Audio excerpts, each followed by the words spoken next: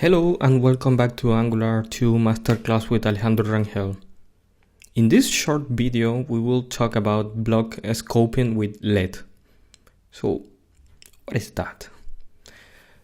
If we take a look on the left side of the slide, we have a ES5 JavaScript code, and we can see that if we console.log and a variable that is not defined, it's going to be undefined. That's acceptable. That's what we are expecting, right?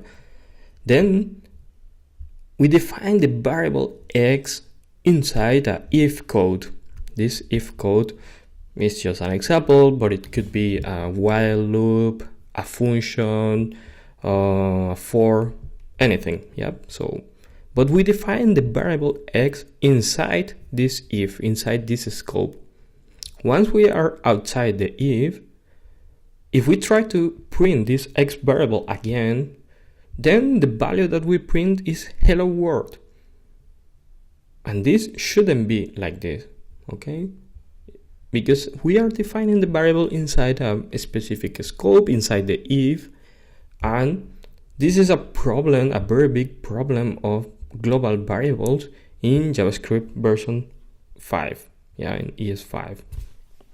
In ES6, there is a new way to define variables, that is with the keyword let.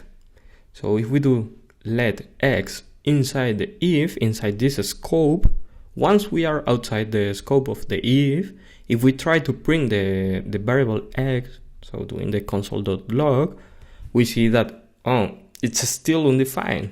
Why? Because we are not anymore inside the if. This way, if we have a x defined before or afterwards, we will have a compiler error, and also it will say, this is a value that is outside, so we can have an x value from a different scope or inside. So let's take a look on this in Babel and let's see what's the result. Okay, so here we are. Let's do first an example. This is ES5, 5. So if we do if true, this is just for creating a scope, and here we define a variable x test, and we try to print this outside the scope. We can see that the value that is printed is test, right? But what happens if we define this as a let? Now x is not defined. So that's exactly as we can see here. When we are inside the scope of the if, the variable is going to be different from the variable that is outside. Remember that this is transpile, so what is Babel is trying to generate a valid ES5 code based on our ES6 version, right? But in reality, once browsers support ES6 natively, then we will have the type, the keyword let out of the box. So this is a nice feature. And let's see what happens if we have variable x here and we put other value. Okay, that's nice, right? As you can see, we can define a variable x, then we have another variable x, but this one, it's inside another scope, and once we try to print the x, it's going to be the one that is in this scope, right? The one that is defined at this level. So if we try to print here the x, which x we will have? We will have, we come here, then we have text, we print x, so we print test, and once we are outside of the scope, it's other value. So this is a super cool feature from ES6, and hopefully we can see this in all browsers very soon. The other nice cool feature to have from ES6 is block scoping with const.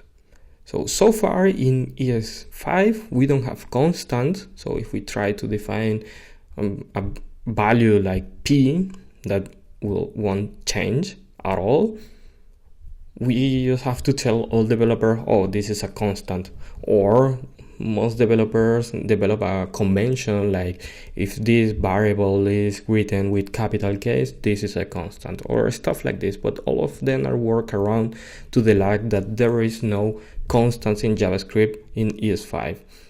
So in ES6 they introduce a new keyword that is const, and if we try to change this value, then you will have a compiler error. You will have an error. So let's try this also in Babel and let's see what happens. So this was the code before, and let's do well, it's pretty obvious, but let's try in this in ES5. So we have p or pi and 3.14. It's missing the equal. So now if we try to change the pi, so now it's 3.718. Yeah, everything is expected to be working, right? Nothing happened. We are just changing the value of a variable. That's it.